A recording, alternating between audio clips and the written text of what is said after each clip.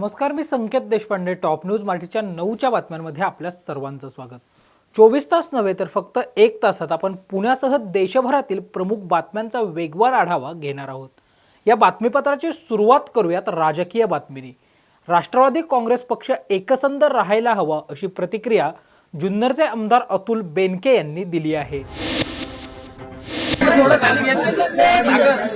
जुन्नर तालुक्याचा आमदार जो आहे हे आमचं राजकीय नातं पवार साहेबांच्या प्रती नाही नसून हे आमचं घरगुती आणि कौटुंबिक नातं आहे. माझे वडील वल्लभशेठ बेनके साहेब हे पूर्वीपासून पाडव्यानिमित्त पवार साहेबांना भेटायला यायचे. मी पण एक कुटुंबातला एक घटक या नात्याने आदरणीय पवार साहेब, आदरणीय सुप्रियाताई, आदरणीय अजितदादा यांना दिवाळीच्या निमित्ताने मी इथं भेटण्यासाठी आलो आहे. देशातून कुठलेही राजकीय अर्थ काढण्याची काही आवश्यकता आहे असं मला वाटत नाही. राष्ट्रवादी काँग्रेस पक्ष हा एक संघ राहावा ही माझी आणि महाराष्ट्रातल्या तमाम राष्ट्रवादी काँग्रेस पक्षातल्या सर्व घटक जो सर्वसामान्य कार्यकर्ते आहे त्यांची भावना आहे आणि भविष्यात ते एक संघ राहील अशीच आपण सर्वजण अपेक्षा करू. मध्यंतरी तुमची भूमिका पाहायला मिळत होती. भूमिकेमध्ये काय बदल झालाय किंवा मी माझी राजकीय भूमिका पहिल्याच दिवशी जाहीर केलेली आहे. त्या राजकीय भूमिकेवर मी ठाम आहे. मी जुन्नर तालुक्याचा आमदार आहे. मी जुन्नर तालुक्याचा सेवक आहे. मला त्यांची कामं करायची आणि ती कामं करण्यासाठी मी कटिबद्ध आहे. त्याच्याबद्दल मला माहिती नाही. मी माझा निर्णय मी एकटा घेत नसतो. मी राष्ट्रवादी काँग्रेस पक्षाचा एकमेव असा आमदार असेल असं मला वाटतं. इतरही असतील की ज्यांनी आम्ही 3 वेळा आमच्या पक्षाचे प्रमुख कार्यकर्त्यांची बैठक घेतली आणि माझे कार्यकर्ते, माझ्या तालुक्यातले नेते मला जे सांगतील त्या पद्धतीने माझी वाटचाल. पुढच्या दिवाळीला किंवा येत्या काही दिवसात अशी आमची अपेक्षा आहे की राष्ट्रवादी काँग्रेस पक्ष हा एक संघ राहावा. अजितदादा, पवार साहेब सर्वच आमचे नेते एक संघ राहावेत आणि त्या दृष्टिकोनातून आपण एकत्रित वाटचाल करावी. प्रयत्न काही करणार 100% करणार आहे आणि मीच नाही करणार, असे अनेक लोक ते करणार आहेत. झाड हे एकच आहे. त्याच्यामध्ये शरद पवार साहेब आहेत, अजितदादा आहेत, ताई आहेत, सर्व आहेत आणि ते सर्व झाड हे एकत्रित पुढे जाईल अशी माझी अपेक्षा आहे आणि त्या पद्धतीने मी प्रयत्न करेन. फांद्या छाटल्यात ते आता मला काही वेगळं करू नका. मी जुन्नरचा सेवक आहे आणि सेवक या नात्याने मला जी काही माझ्या तालुक्यासाठी कामं करता येईल त्या दृष्टिकोनातून मी पुढची वाट. राज्यात चेहरा वाचणारा नवा ज्योतिषी आला असून हा ज्योतिषी म्हणजे ओसाड गावचा पाटील रोहित पवार. अशा शब्दात भाजप आमदार नितेश राणे यांनी रोहित पवार यांच्यावर टीका केली आहे. चेहरा वाचणारा नवीन ज्योतिषी आलाय, ज्याला अजितदादाच्या चेहऱ्यावर काय लिहिलंय, फडणवीस साहेब कोणाच्या मागे आहेत, या सगळ्याच बाबतीमध्ये तो फार मोठा ज्योतिषी करतो. तो म्हणजे ओसाड गावाचा पाटील रोहित पवार, ज्याला स्वतःच्या मतदारसंघाच्या मतदारांचा कधी चेहरा वाचण्याला जमलंच नाही, वेळच मिळाला नाही. कारण का आपल्याला बायडनचे चेहरे वाचायचे आहेत, पुटिनचा चेहरा वाचायचा आहे, म्हणून जगभरामध्ये काय चाललंय हे बघण्यापेक्षा या ओसाड गावाच्या पाटलांनी स्वतःच्या मतदारसंघात मधल्या लोकांचे चेहरे वाचावं, नाहीतर 2024ला तुझा बाजार उठणं निश्चित झालंय हे लक्षात ठेव. पुण्यातील सारसबागेत आज दिवाळी पाडव्यानिमित्त दिवाळी पहाट कार्यक्रमाचं आयोजन करण्यात आलं होतं.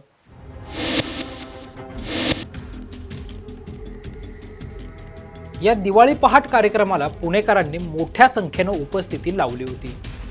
पुणेकरांच्या उत्साहानं या दिवाळी पहाट कार्यक्रमाला एक वेगळीच रंगत आल्याचं पाहायला मिळालं होतं. पुणेकरांनी दिवाळी पहाट कार्यक्रमासाठी सारसबागेतील गणपती मंदिरात देखील दर्शनासाठी मोठी गर्दी केली होती.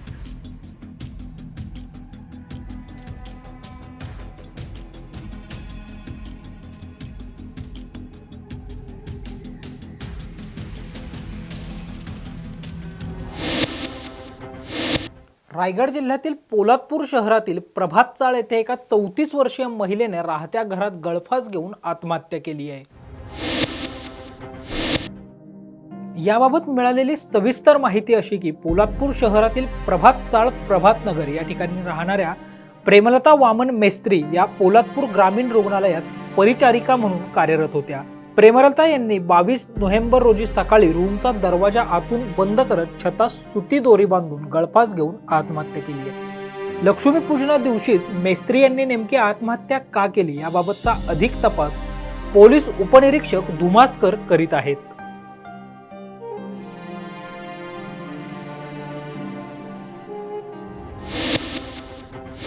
अनाथांची माय पद्मश्री डॉक्टर सिंधुताई सपकाळ यांचं आयुष्य, कार्य आणि विचार बहुसंख्य लोकांपर्यंत पोहोचवण्यासाठी त्यांच्या वास्तू आणि वस्तू जतन करून पुण्यातील मांजरे येथील सन्मती बाल निकेतन संस्थेमध्ये माई निवास संग्रहालय तयार करण्यात आलं आहे।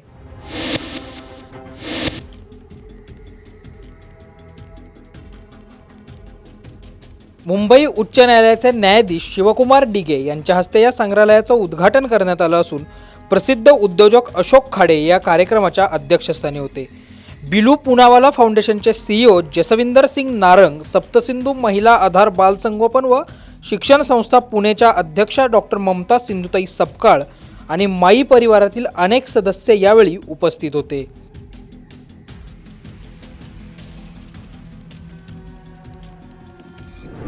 आज 14 नोव्हेंबर बालदिन आणि दिवाळी पाडवा हे जे 3 योग जुळून आलेत, ह्या मुहूर्तावर आम्ही माई जिथे राहायला होत्या, जिथे निवासस्थान होतं माईंचं, सन्मती बाल निकेतन मांजरे बुद्रुक इथे, ते आपण सगळ्यांसाठी ओपन केलेलं आहे। इथे एक छोटंसं म्युझियम केलं आहे माईंच्या आठवणींचं, माईंच्या वस्तूंचं, ज्यामध्ये माईंच्या थोड्याफारच वस्तू म्हणता येतील, कारण त्यांच्या गरजा अतिशय कमी होत्या। म्हणजे एक प्लास्टिकचा आरसा, एक कंगवा आणि टिकल्यांची डबी वगैरे असं सामान आम्हाला मिळालं आहे। पण जे काही मिळालं आहे, म्हणजे तिच्या वह्या, तिच्या प्रवासाच्या डायऱ्याज, तिची साडी, तिला मिळालेले पुरस्कार, हे सगळं आम्ही इथे संग्रहित केलेलं आहे। आणि माझी अशी इच्छा आहे की माईंवर प्रेम करणाऱ्या प्रत्येकाने, माईंवर जीव असणाऱ्या प्रत्येकाने इथे यायला हवं आहे। मी स्थळ सुरुवातीला सांगितलेलंच आहे की सन्मती बालनिकेतन मांजरी बुद्रुक पुण्यामध्ये ही आमची संस्था आहे आणि ह्याच्या 4थ्या मजल्यावर आपण माई निवास म्हणून माईंसाठी हे म्युझियम आत्ता सुरू केलेलं आहे, म्हणण्यापेक्षा निर्माण केलेलं आहे आपण हे। दुसरी गोष्ट म्हणजे माईंवर सगळ्यांनी खूप प्रेम केलं, माईंना भरभरून दिलं, ज्यातून ह्या सगळ्या संस्था तयार झाल्या।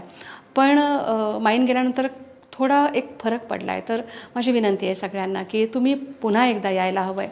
आम्ही ज्या पद्धतीने काम करतो हे पुन्हा एकदा तुम्ही बघायला हवं आहे आणि तुमच्या विश्वासाला जर आम्ही पात्र ठरलो, जर सार्थ असेल आमचं हे काम करणं, तर तुम्ही पुन्हा एकदा माईंच्या परिवाराला जोडून घ्यायला हवं आहे। तर माझी ही विनंती आहे की तुम्ही इथे या मांजरीला, सन्मती बालनिकेतनमध्ये आमचं काम बघा, माईंचं म्युझियम बघा।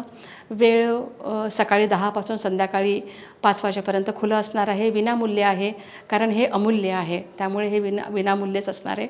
आणि 7ही दिवस आमचं ऑफिस आणि हे म्युझियम सुरू असणार आहे, तेव्हा या आणि आम्हाला जॉईन व्हा। चंद्रपूर जिल्ह्यातील वरोरा शहरात उड्डाणपुलानजीक असणाऱ्या मारवाडी स्मशानभूमीतील शंकराच्या मूर्तीची विटंबना झाल्याची धक्कादायक बाब मंगळवारी सकाळी उघडकीस आली आहे। याबाबत मिळालेली सविस्तर माहिती अशी की वरोरा शहरातील मारवाडी स्मशानभूमीमध्ये मनीष जयस्वाल यांनी काही वर्षापूर्वी शंकराच्या संगमरवरी मूर्तीची स्थापना केली होती।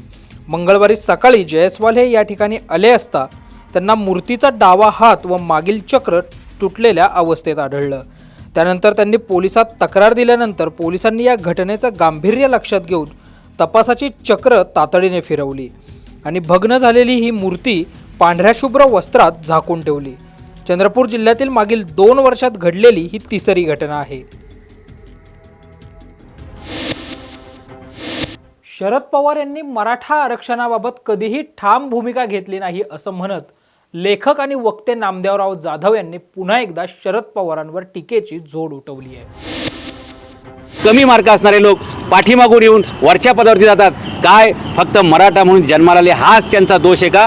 आणि त्यांना मराठा म्हणून डावललं जातंय हे एका बाजूला, आणि दुसऱ्या बाजूला त्यांना जर ओबीसी मध्ये घेतलं असतं तर त्यांच्यावरती हा मोठा अन्याय झाला नसता। या GR मुळे या 5 कोटी मराठ्यांचं सगळं भविष्य दावणीला लागलं आणि गेल्या 2 पिढ्या मराठ्यांच्या बर्बाद झाल्या, तो ह्या GR मुळे। आणि म्हणून प्रत्येक नेत्याला आपल्या जातीचा अभिमान असतो, त्यानुसार शरद पवार हे मराठ्यांची बाजू न घेता नेहमी ओबीसींची बाजू घेतात आणि म्हणून आम्हाला नाईलाज असतो या निष्कर्षावर यावं लागलं की शरद पवार हे मराठ्यांचे नेतृत्व नसून ते ओबीसींचे आहेत आणि आमचा जाब विचारायचा आहे त्यांना. आम्हाला आम्ही 5 कोटी मराठी त्यांना भेटेल तिथे, भेटेल त्या गावात, भेटेल त्या चौकात आणि भेटेल त्या वार्डात आम्ही सगळे मराठे शरद पवारांना हा जाब विचारणार आहे की असं काय पाप केलं आमच्या मराठ्यांनी की तुम्ही बाकी सर्वांना न्याय देत सुटले परंतु मराठ्यांना मात्र तुम्ही डावललेलं आहे. हे मराठे कोण आहेत? ज्यांनी इथल्या 12 बलत्रा 18 पगड जातीच्या सर्व उपेक्षित शोषित घटकाला कायम न्याय दिला, देशाच्या रक्षणासाठी ज्यांनी कायम बलिदान दिलं, त्याच समाजाला तुम्ही वंचित ठेवता, त्याच समाजाला तुम्ही गरीब करता. असा काय आकस आहे तुमचा मराठा समाजाबद्दल? हा जाब आम्ही सातत्यानं त्यांना विचारत राहणार आहोत आणि याचं आम्हाला फिरवीचं उत्तरं नको आहेत, तळ्यात मळ्यात आणि जर तर ही उत्तरं नको आहेत. आम्हाला स्पष्ट उत्तर पाहिजे. काय म्हणता तुम्ही की माझी जात सगळ्यांना माहिती आहे, मग सांगा ना तुमचा जन्मदाखला दाखवा, त्याच्यावर काय लिहिलेलं आहे. माणसाची जात त्याच्या जन्मदाखले असते. मला 5 कोटी मराठ्यांना आणि संपूर्ण भारतीय लोकांना बघायला आवडेल तुमच्या दाखल्यावर नक्की काय दिलेलं आहे. अहो दाखला काढताना तरी कार्यकर्त्यांनी नीट काढला पाहिजे. उगाच आलतू फालतू बोगस कागदपत्र काढतात आणि परत साहेबांची बदनामी होईल असं काम करतात. माझी विनंती आहे साहेबांना की साहेब चांगले अभ्यासू कार्यकर्ते, त्यांना संधी देत चला. हे असे कंत्राटदारांना संध्या दिल्या आणि लक्षात घ्या A ग्रेडचा विषय हा जर B ग्रेडच्या लोकांनी हाताळला तर त्याचं D ग्रेड व्हायला वेळ लागत नाही आणि म्हणून महत्त्वाचा विषय अभ्यासू लोकांनी तो हाताळला पाहिजे. आयऱ्या गैऱ्या नत्तू खऱ्याचं काम नाही आहे या विषयावरती बोलणं. कुणी उठतंय आणि काही प्रतिक्रिया देतंय. प्रतिक्रिया साहेबांनी दिली पाहिजे कारण साहेब अभ्यासू आहेत असा आमचा समज आजही. बाकीच्यांनी बोलू नये या विषयावरती. तुमच्याकडे काय पुरावा आहे? ते ओबीसी आहेत तो पहिल्यांदा दाखवा. दाखला जो तुम्ही म्हणताय ना, हां तो दाखवा. तुमच्याकडे ते ओबीसी आहे तो दाखला दाखवा तुम्ही आता. समोर आणलं हां पवारांचं हां तुम्ही ज्या दाखल्याबद्दल बोलताय ना तर तो दाखला पण मी घेऊन आलेलो आहे. मला वाटतं कालच तो दाखला काहीतरी व्हायरल झालेला आहे आणि त्या कार्यकर्त्यांनी स्वतःच्या हातामध्ये म्हणजे बघा लांगून लचन किती असतं. अहो तुम्ही तुमच्याच नेत्याला गोत्यात आणणारे कागदपत्र काढता. तुम्ही जो दाखला काढलेला आहे, तुम्ही जे मला जो विचारलाय प्रश्न, खरं तर आज मला त्या दाखल्यावर बोलायचं नव्हतं. माझा आजचा विषय मॅक्झिमम हाच आहे की 23 मार्च 1994च्या GR बद्दल बोला. म्हणजे आपल्याकडे सामना आणि ते सिंहासन पिक्चरमध्ये एक डायलॉग होता ना, ते मारुती कांबळेचं काय झालं. आम्ही 5 कोटी मराठे जाईल तिथं पण एकच प्रश्न विचारणार आहे की आमच्या 23 मार्च 1994च्या त्या GRचं काय झालं. राहिला प्रश्न तुम्ही आता जो दाखल्याचा विचारलेला आहे तो त्या कार्यकर्त्यांनी जो दाखला दाखवलाय तो हा दाखला आहे. या दाखल्यावरती लिहिलेलं आहे डुप्लिकेट. ओके, हा दाखला काढलेला आहे आता अलीकडे बरोबर आणि हा दाखला इंग्लिशमध्ये आहे आणि विशेष म्हणजे त्याच्यावरती जे लिहिलेलं आहे ना SSC बोर्ड वगैरे. अहो SSC बोर्डाची स्थापना 1966ची आहे आणि तुम्ही दाखल्यावर 1958 कसं काय आणू शकता? म्हणजे कागदपत्र काढताना तरी ओरिजिनल काढा ना, ती सुद्धा डुप्लिकेट काढता का आणि ती सुद्धा चुकीची काढता का? ज्या कार्यकर्त्यांनी हा पराक्रम केलाय साहेबांनी त्यांच्यावर कडक कारवाई करावी की घाईघाईमध्ये एखाद्याला उत्तर देण्यासाठी अशा प्रकारचे चुकीचे कागदपत्र पुढे आणू नये. त्याच्यामुळे आणखी विश्वसनीयता खराब होते. नाही जाधव साहेब, मुद्दा असा आहे शाळेचा दाखला एकदाच ओरिजिनल निघतो ज्यावेळेस आपण शाळेतनं बाहेर पडतो. नंतर जे दाखले काढले ते डुप्लिकेट असतात. अगदी क्लिअर कट आहे त्यानुसार तो डुप्लिकेट असेल असं त्या कार्यकर्त्यांचं म्हणणं आहे. आता याच्यावर तुमचं काय म्हणणं आहे? अहो हा त्यावेळी इंग्लिशमध्ये दाखला असेल का? नंबर 1 त्यावेळी आणि एक लक्षात घ्या 1960 पर्यंत महाराष्ट्र राज्याची अधिकृत भाषा ही मराठी व्हायला वेळ होता. 1960ला आपली अधिकृत भाषा झाली मराठी. त्याच्यापूर्वी मोडी असायची. आता हे इंग्लिशमधला दाखला आहे आणि महाराष्ट्र स्टेट बोर्ड कधी अस्तित्वात आलं? पवार साहेबांची जन्मतारीख तुम्ही दाखवली आहे 12/12/1940. त्याच्यानंतर ते शाळा सोडल्याची तारीख दाखवली आहे 31/5/58 बरोबर.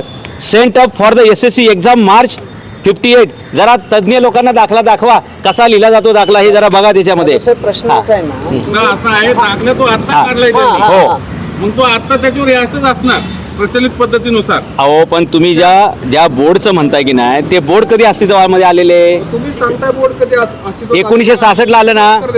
1966ला जो बोर्ड अस्तित्वात आलं. हा. तुमचं नाव आहे ना ते ओबीसी आहे. तुमच्याकडे काय पुरावा आहे तो दाखवा. हे बघा हे ओबीसी असल्याचा पुरा दाखवा. येस याच्यावर एक लक्षात घ्या जे पूर्वी सर्टिफिकेट व्हायरल झालेलं आहे त्याच्यावरती त्यांची जात ओबीसी दिसलेली आहे. ऐका वन इंडिया नावाच्या वेबसाईटवरती आजही मिळतं आणि जर वन इंडियाच्या वेबसाईटवरती असलेले कागदपत्र जर व्हॅलिड नाही असं तुम्हाला माहिती असेल तर प्रत्येक व्यक्ती इलेक्शन लढताना त्यांना अफिडेविट द्यावं लागतं. त्याच्यामध्ये त्यांना नॅशनॅलिटी, त्यांची कास्ट आणि सबकास्ट जे काय असेल ते त्यांना डिस्क्लोज करावं लागतं. महाराष्ट्राच्या जनतेला दिसू द्या ना, महाराष्ट्रातल्या 48 खासदारांनी त्यांच्या अफिडेविटवर काय लिहिलेलं आहे, महाराष्ट्राच्या 288 आमदारांनी त्यांच्या अफिडेविटवर काय लिहिलं आहे आज आमची अडचण अशी आहे आहे ना, म्हणून आम्ही सांगतो. जाधव साहेब, तुम्ही सांगा. पवार आज मी पवार सांगितलं निवडणूक नाही. हे online खूप उपलब्ध आहे. आधीपासून लढवतात. प्रश्न असा आहे ना की आत्ता मराठ्यांचा आरक्षणाचा मुद्दा पेटला, धनगर समाजाचा, ओबीसी, आत्ता हा दाखला तुम्ही बाहेर काढण्याचं कारण काय? पहिला प्रश्न. दुसरा प्रश्न, पवार जर 50-60 वर्ष झाले या सगळ्या राजकारणात आहेत, निवडणूक आयोगाकडे आतापर्यंत त्यांनी अनेक दाखले दिले असतील, त्यावेळेस का कुणी मुद्दा काढला नाही? त्यावेळी आम्ही ते सांगतो, गेली 50 वर्षी आम्हालाच माहीत नव्हतं ना. जेव्हा हा GRचा प्रश्न आला आणि बाबा आपला माणूस आपली बाजू का घेत नाही असा प्रश्न आम्हाला पडला, त्यावेळी आम्ही हे सगळं आतमध्ये गेलेलो आहोत. आणि आज आमचं दुर्दैव पण असं आहे की आम्हाला लोक विचारतात तुम्हाला आरक्षण कशासाठी पाहिजे? साखर कारखाने तुमचे, शाळा तुमच्या, बँका तुमच्या, सगळं तुमचं आहे. अहो पण ज्यांना तुम्ही मराठा म्हणताय ते सगळ्यांकडे ओबीसी दाखलेतं. आणि हे आमच्यामध्ये समाजामध्ये वावरतात आणि मराठा वावरतात, आणि मात्र ह्यांच्या इलेक्शनवरती आणि कास्ट सर्टिफिकेटवरती ओबीसी असते.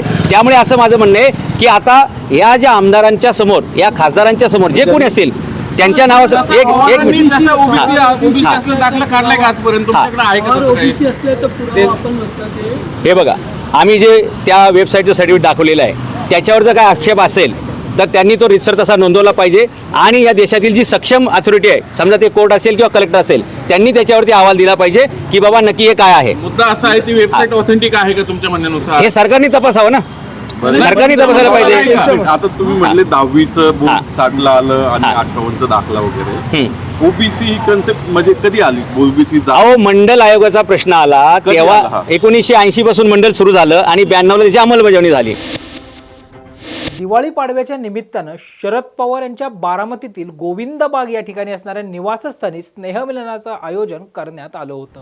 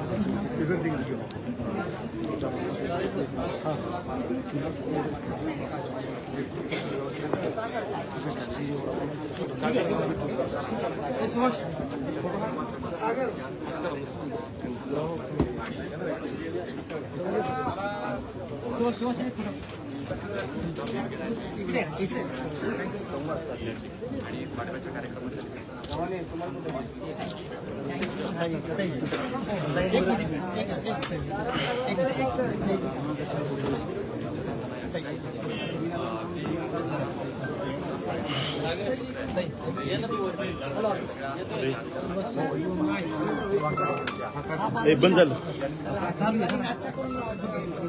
मोबाईल.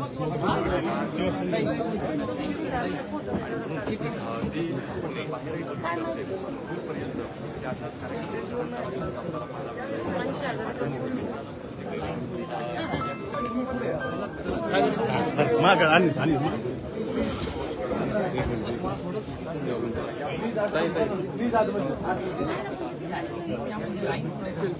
घेताय ना, काढू एक मिनिट.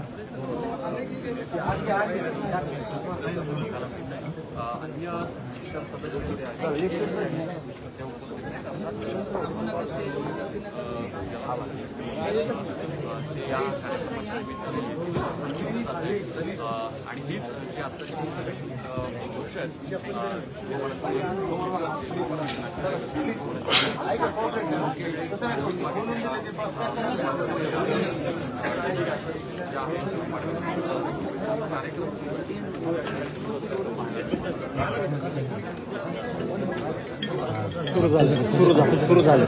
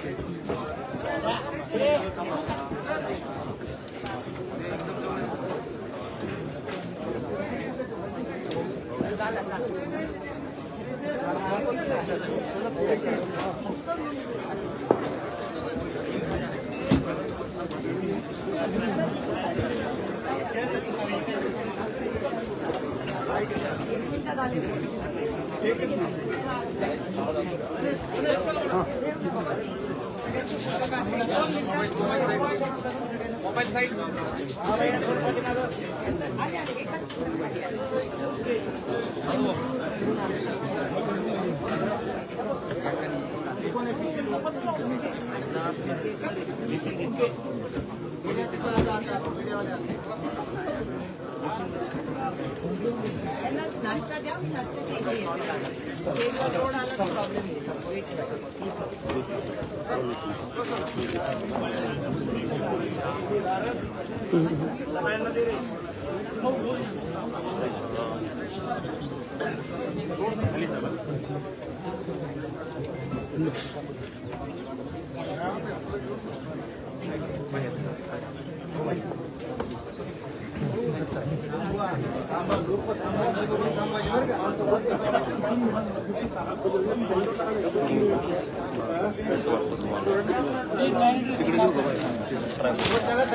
आणि शूटिंग चालू करू.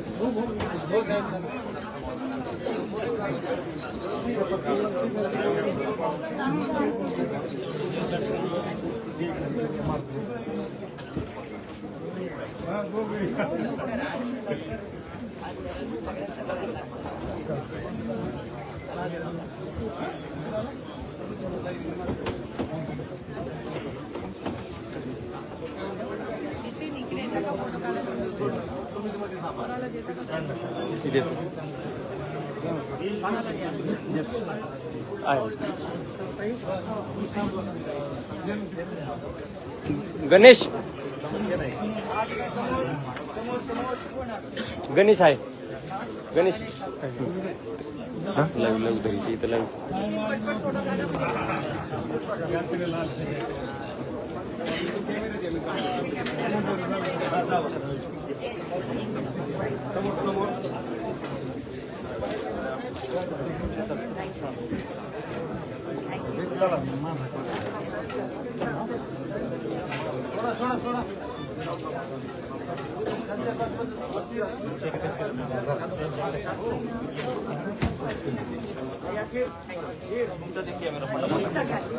एकदम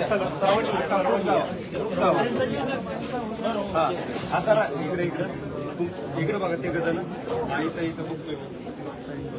एक मिनिट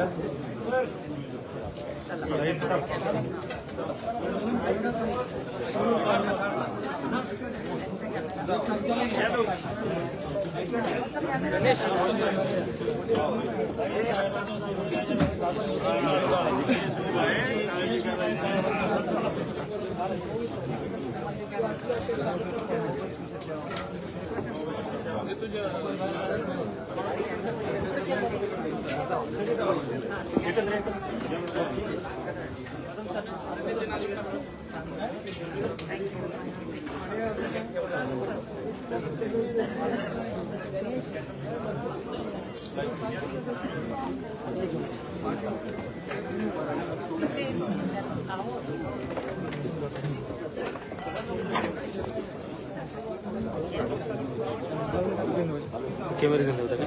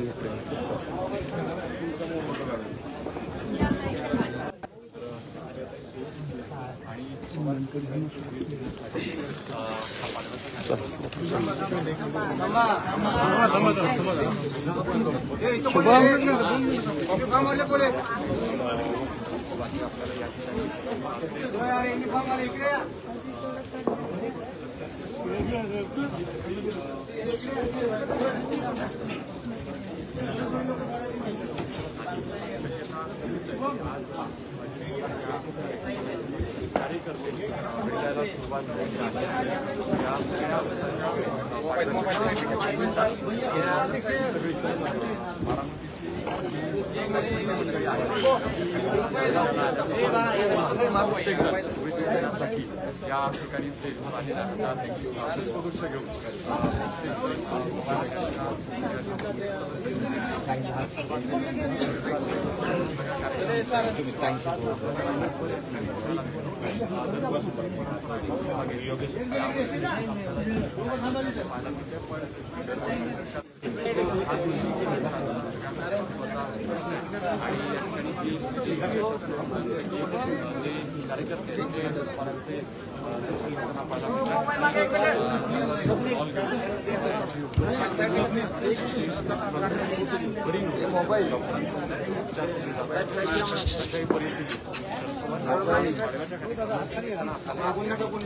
या पाडव्याच्या कार्यक्रमाला बारामती उपस्थित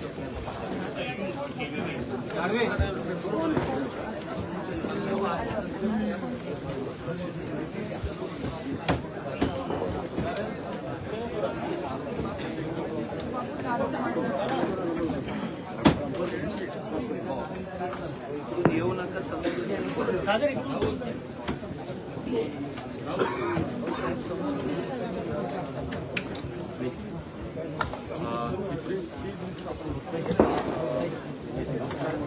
जे कार्यकर्ते आहेत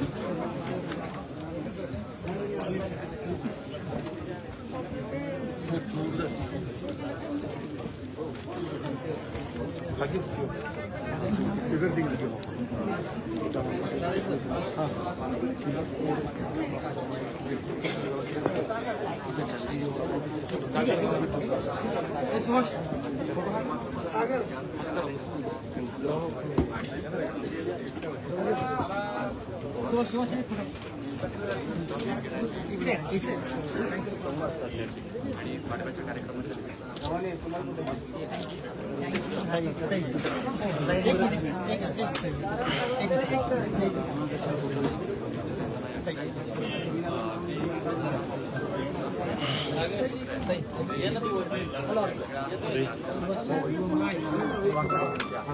बंद झालं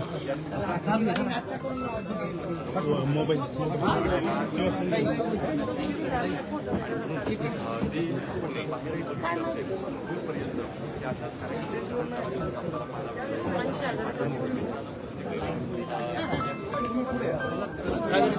मागं आणि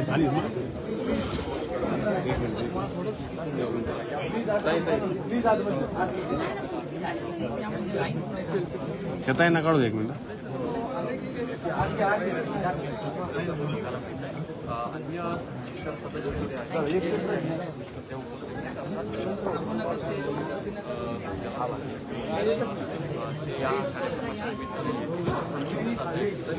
आणि हीच जी आत्ताची ही सगळी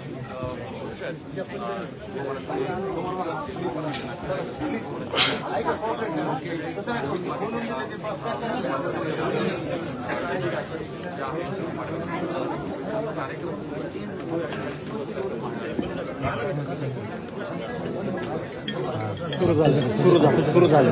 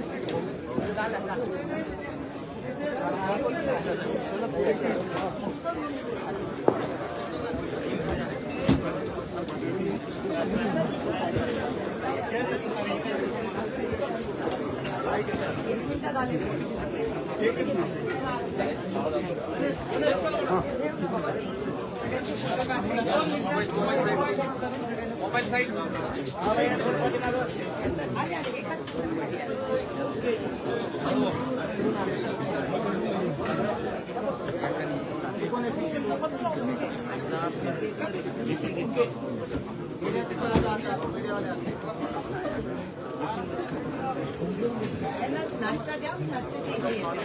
स्टेजवर रोड आला तर प्रॉब्लेम येईल. वेट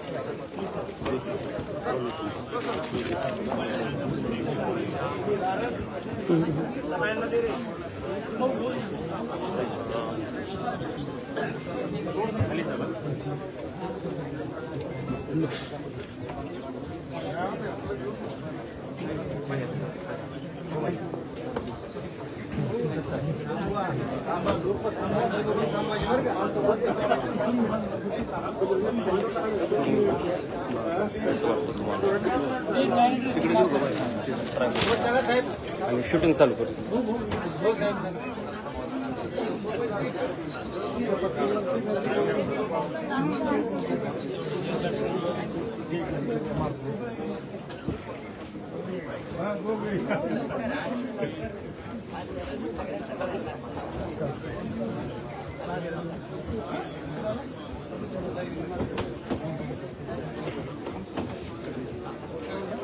इथे निघले त्याला फोटो काढायला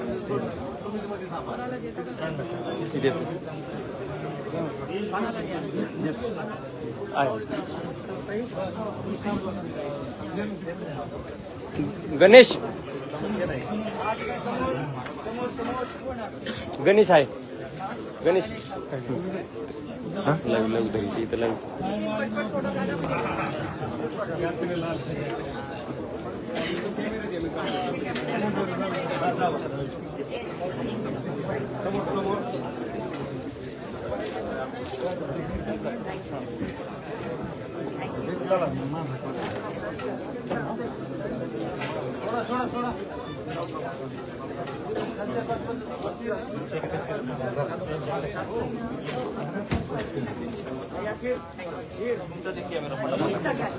एकदम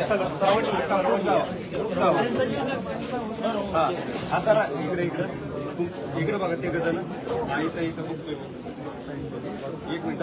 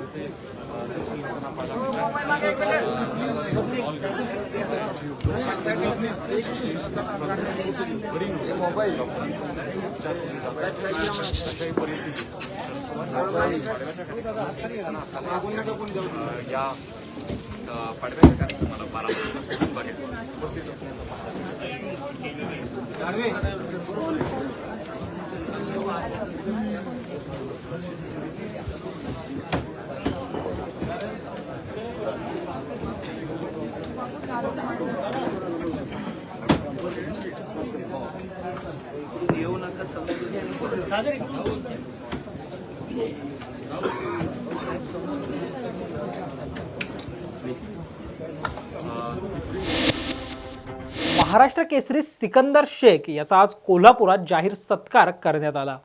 यावेळी बोलताना सिकंदर काय म्हणाला पाहूयात।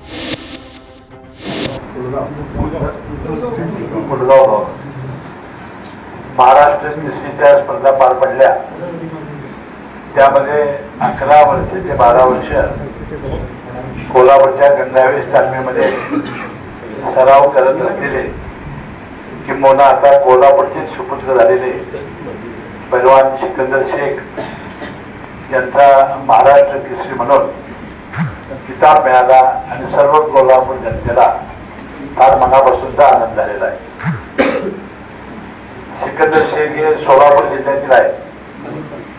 त्यांचं मोहोळ गाव तालुक्यात त्यांचं गाव आहे आणि 12 वर्षापूर्वी त्या कुस्तीच्या शौकीनासाठी किंवा त्यांच्या घरी सातत्यानं कुस्तीबद्दल जे प्रेम होतं, त्यातून आपला मुलगा तुम्हाला माहिती, मुलं ही पाण्यातच ओळखली जातात कशी होणार आहे, हे पैलवान होणार हे त्यांच्या घरच्यांनी ओळखलं आणि तर कोल्हापूरला छत्रपती शाहू महाराजांच्या या कुस्तीच्या पंढरीत त्यांना सरावासाठी गंगावेश तालमीमध्ये ठेवलं।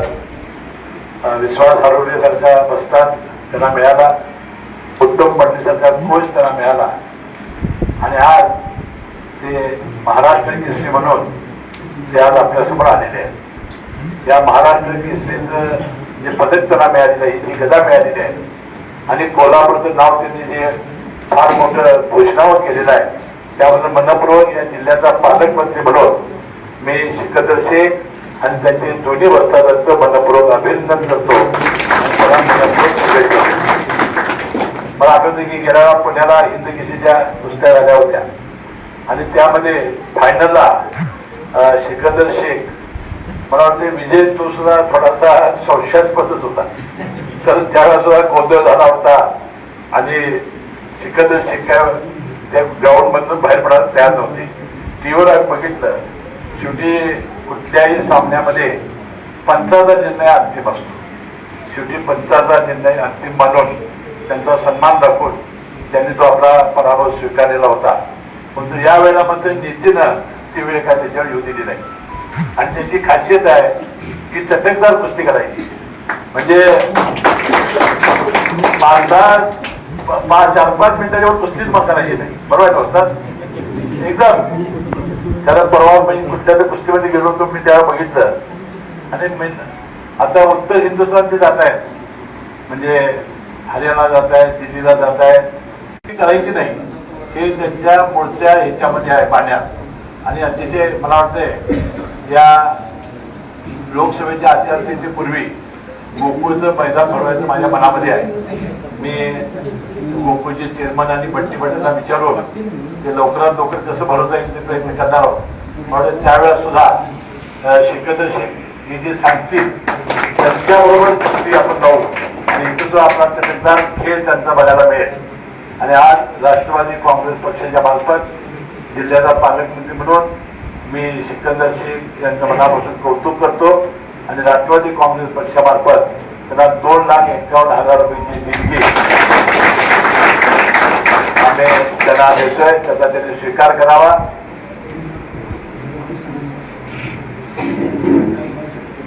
त्यानंतर आपल्याला आठवत असेल राष्ट्रवादी काँग्रेसचा जेव्हा मेळावा झाला, अजितदादा पवार यांनी त्यावेळेला कोल्हापूरच्या सगळ्या तालमीला निधी देण्याचं घोषित केलं होतं. त्याप्रमाणे त्यांनी निधीचं GR काढलेला आहे. लवकरात लवकर आम्ही तो वितरित करणार आहे. आणि तो निधी सुद्धा सिकंदर शेख यांच्या हस्ते त्यांना सिकंदर शेख हे हिंदकेसरी व्हावेत, याहीपेक्षा मोठ्या कुस्त्या त्यांनी जिंकाव्यात अशी मी परमेश्वरांची प्रार्थना करतो. आज पाडव्याचा शुभ दिवस आहे. दीपावलीचा पाडवा म्हणजे आपल्या जीवनातला सर्वात मोठा आनंदाचा दिवस आहे. आणि या दिवशी आज सिकंदर शेख यांचा आपण सत्कार करतोय. मला वाटतं निश्चितपणे देशाचा 1 नंबरचा पैलवान सिकंदर शेख झाल्याशिवाय राहणार नाही. अशा प्रकारचं पाडव्याला आपण राष्ट्रवादी करतोय. मग पुन्हा एकदा मी माझे नेते या राज्याचे उपमुख्यमंत्री अजितदादा पवार यांच्यातर्फे त्यांचं मनपूर्वक अभिनंदन करतो आणि त्याला शुभेच्छा देतो. आणि आमच्या सत्काराचा स्वीकार करावा अशी मी त्यांना विनंती करतो. सत्कार झाल्यानंतर ते 2 मिनिटं बोलतील. ते बोलल्यानंतर बाहेर जाऊन आपण सगळे फोटो काढू.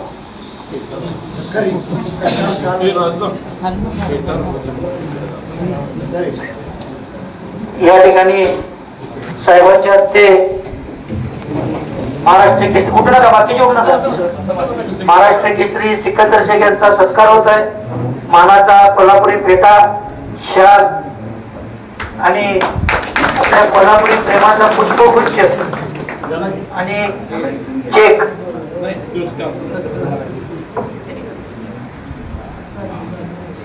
$2,51,000 रुपयाचा येत आहे. हो विश्वास ना जरा सरळ करा. पट्टा बेल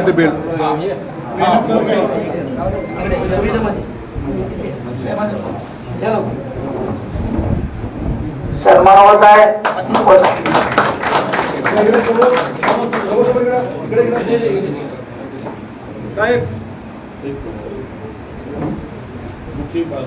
सर्वांनी जरा 4,000 गजर मोठ्या करायचा.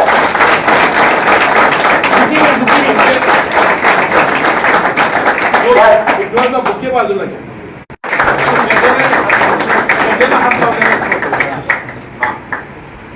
त्याचबरोबर त्यांचे वस्ताद विश्वास हरगले यांचा देखील या ठिकाणी सन्मान होत आहे. शाल आणि श्रीफळ आणि पुष्पगुच्छ घेऊन. तसं एखादा खेळाडू चांगला होण्याकरता चांगला वस्ताद गरजेचा असतो. एखादा विद्यार्थी घडण्याकरता शिक्षक गरजेचा असतो. तसेच आपले करवीर तालुक्यातील कोगेगावचे जयवंत हडगुले गंगावेश तालमीचे वस्ताद यांचा देखील या ठिकाणी सत्कार होत आहे. तसेच त्यांचे कोच उत्तम पाटील यांचा देखील या ठिकाणी सत्कार होत आहे. ते देखील कोल्हापूर जिल्ह्यातले आमशी तालुका करवीर मूळ गाव त्यांचा आमशी. म्हणजे कोल्हापूरकरांनी ही महाराष्ट्र केसरी खेचून आणली असं म्हटलं तरी वावगं ठरणार नाही.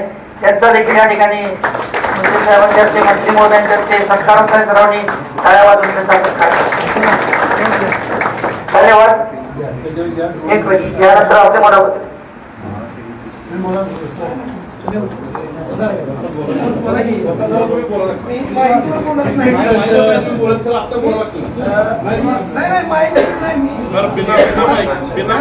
फक्त मी एवढं सांगेन की मुस्लिम साहेबांनी भेटायला मी म्हणजे याला घेऊन जाणार होतो का तर असलम आणि मी मला वाटतं मुस्लिम साहेबांनी 10 वेळा भेटलो सर्किट हाऊसला बी आणि बंगल्यावर सुद्धा. तर आम्ही लय गर्दी असायची आणि मागं उभारलो होतो. तर मुस्लिम साहेबांनी कोणतरी आतनं सांगितलं इथं बी नाही बंगल्यावर बी की असलम पैलवान आला. सगळ्यांनी बाहेर घालून तेव्हा तो आमच्या साहेबांनी सगळ्यांना माझा नमस्कार आहे पहिला. आणि रात्री सत्काराला येण्यात कारण की रात्री मी मुंबईमध्ये होतो. तर रात्री मी मुंबईवरून निघालो इथं, कारण की मला साहेबांचा कॉल आला की आपल्याला जर सत्कार घ्यायचा असेल तर आपल्या दिवशी लवकर या. मी म्हणलं की साहेबांचा फोन आलाय, आपल्याला गाडी करून जावं लागतंय. कारण की मी खरंच मी बघितलं की साहेबांना स्वतः मला फोन आला की आपल्याला सत्काराला बोलवलंय. मी रात्री तिथून मी 1 वाजता निघालो, तर आता पोहोचलो तर इकडं आलोय. मी खरंच भाग्यशाली आहे की मला साहेबांनी सत्काराला बोलवलंय. कारण की माझी स्वतःच्यांनी मला सांगितलं होतं की आमच्या असलम काजी जे आहेत त्यांना बी साहेबांनी भरपूर मदत केलेली आहे आणि त्यांच्यावर चांगलं लक्ष देऊन आणि आपल्या तालुक्यातील पोरं बी दुसरे आहेत त्यांच्याकडे चांगलं लक्ष देऊन बघितलेलं आहे. म्हणून मला वाटतं की साहेब माझ्याकडं त्यांचा हात माझ्या पाठीवर कायम राहील असं मला वाटलं. म्हणून मी तिकडं नक्की येतो म्हणलं साहेब. आणि दुसरी गोष्ट म्हणजे आमच्या जरा तालमीचे बी थोडं. काँग्रेस नेते खासदार राहुल गांधी यांनी आज मध्य प्रदेशातील विदिशा जिल्ह्यात जाहीर सभा घेतली आहे.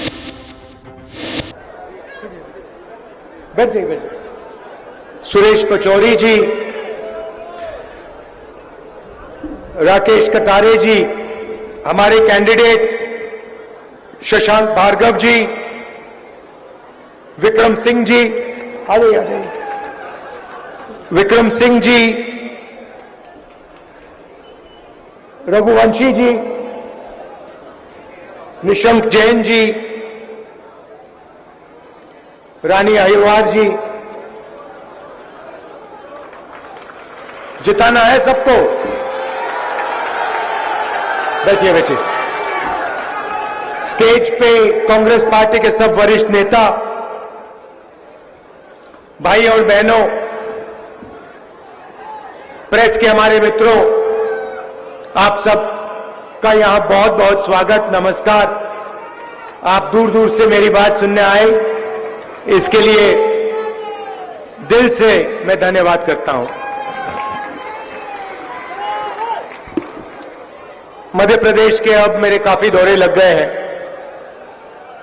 और मैं 100% कह सकता हूं कि यहां पे कांग्रेस पार्टी का तूफान आने जा रहा है.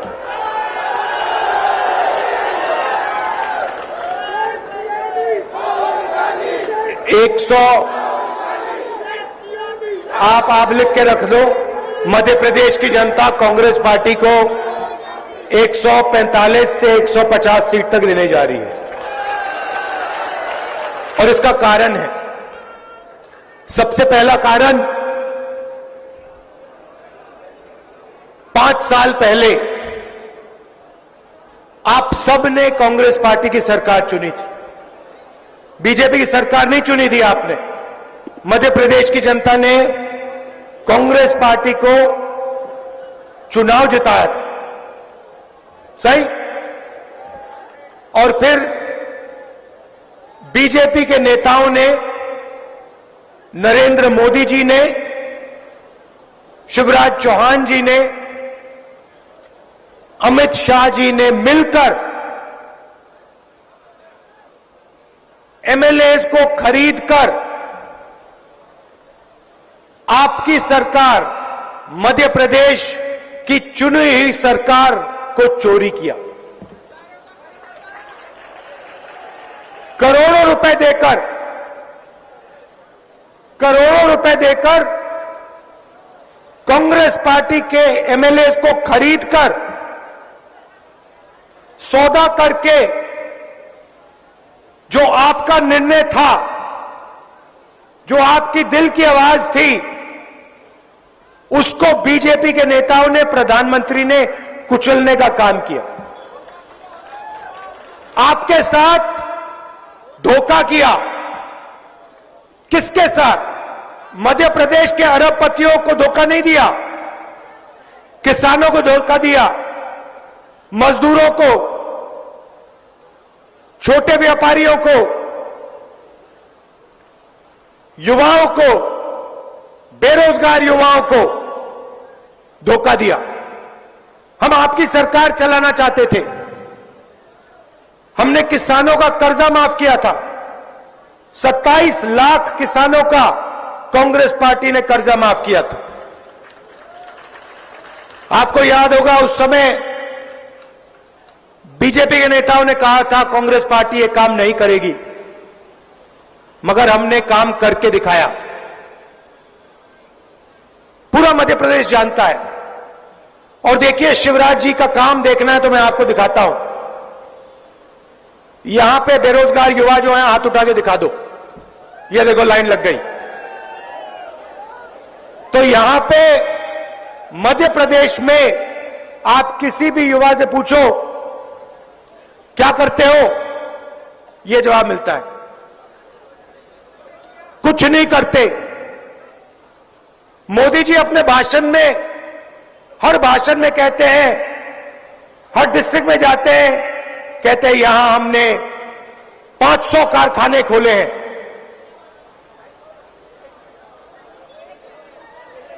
एक दिखा दो मुझे जो कारखाना खोला हो नरेंद्र मोदी जी ने, अमित शाह जी ने, शिवराज चौहान जी ने। मैं देखना चाहता हूं कहां है ये कारखाना। एक भी नहीं है। अभी यहां स्टेज पे मुझे बताया गया 1700 करोड़ रुपए आपके शहर के लिए भेजे गए, इंफ्रास्ट्रक्चर के लिए, सड़कों के लिए। आप तक 1 रुपया नहीं पहुंचा। इनके भ्रष्ट मंत्रियों के जेब में चला गया, आपके जेब में, आपके सड़कों पे, आपके बच्चों को नहीं मिला। तो देखिए, हम बीजेपी से लड़ते हैं। कर्नाटक में हमने इनको मार के भगाया है, हिमाचल प्रदेश में मार के भगाया है, नफरत के साथ नहीं। देखो, हम नफरत के बाजार में मोहब्बत की दुकान खोलते हैं। हम अहिंसा के सिपाही हैं, हम मारते नहीं हैं। मगर मध्य प्रदेश में प्यार से मारकर हमने इनको भगाया, कहा कि भाई तुम्हारे यहां भी जगह नहीं है। तुमने कर्नाटक को बहुत बुरी तरह लूटा, 40% सरकार चलाई, चलो भागो यहां से, अब कांग्रेस पार्टी की सरकार आएगी।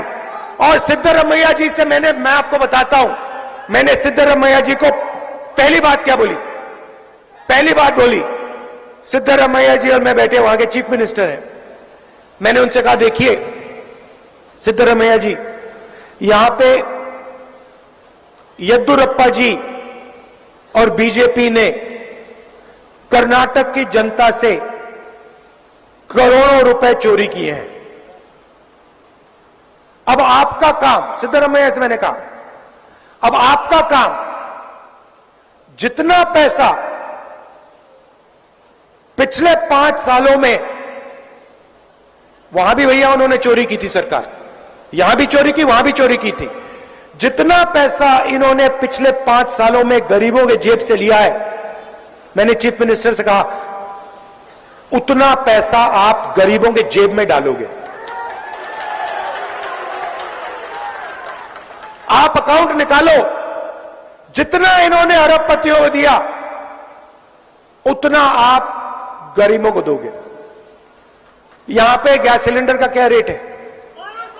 1200। कर्नाटक में जानते हो क्या रेट है? 500। 500 रुपए का सिलेंडर है। यहां हमारी माताएं बहनें आई हैं, यहां 1400 है ना, वहां 500 है, ठीक है, तो वहां पे 900 रुपए तो गैस सिलेंडर के बचे कर्नाटक में महिलाओं के। अब दूसरी बात सुनिए, सिद्धरामैया जी ने कांग्रेस पार्टी ने कर्नाटक में महिलाओं के लिए, चाहे वो बुजुर्ग हो, बच्चे हो, महिलाओं के लिए पूरे कर्नाटक में बस के टिकट फ्री कर दिए हैं। मतलब बस में महिला जाती है, कुछ खरीदने जाती है, इलाज करवाने जाती है, 1 रुपया नहीं देती, 1 पैसा नहीं देती है कर्नाटक में। किसानों का कर्जा माफ हुआ। चलिए छत्तीसगढ़ ले जाता हूं आपको।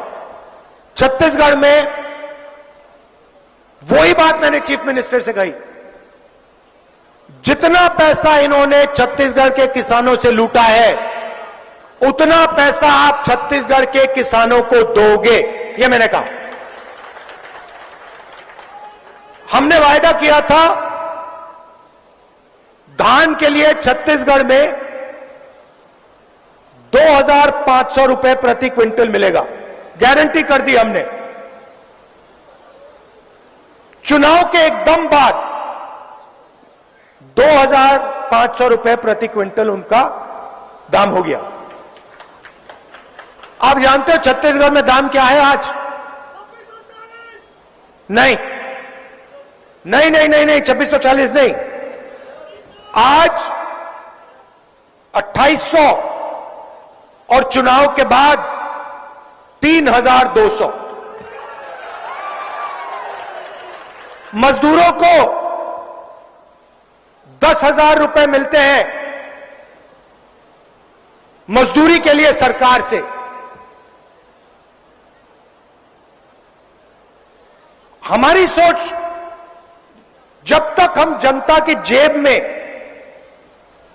पैसा नहीं डालेंगे तब तक अर्थव्यवस्था चालू नहीं हो सकती, तब तक रोजगार नहीं मिल सकता। छत्तीसगढ़ में कुछ ही दिन पहले मेरी किसानों से बात हुई। मैंने उनसे पूछा, एक किसान था, मैंने उससे पूछा, भाई बताओ यहां पे सही रेट मिल रहा है, धान के लिए, धान उगाते हैं, धान के लिए सही रेट मिल रहा है, तो आपका जो खेत है उसका दाम बढ़ा होगा, आपके खेत का क्या दाम है? मैंने किसान से पूछा। उसके जवाब से मैं हैरान हो गया। मुझे कहता है, राहुल जी मुझे अपने खेत का दाम नहीं मालूम। मैंने कहा ये क्या बोल रहे हो? आप कैसे किसान हो कि आपको अपने खेत का दाम ही नहीं मालूम? कहता है मुझे दाम से कुछ लेना देना नहीं है, मैं इस खेत को कभी बेचूंगा ही नहीं। तर आजच्या 9च्या बातम्यांमध्ये इथेच थांबण्याची वेळ झाली आहे। ताज्या बातम्या आणि घडामोडींसाठी पाहत रहा फक्त टॉप न्यूज मराठी, आपला महाराष्ट्र, आपली बातमी।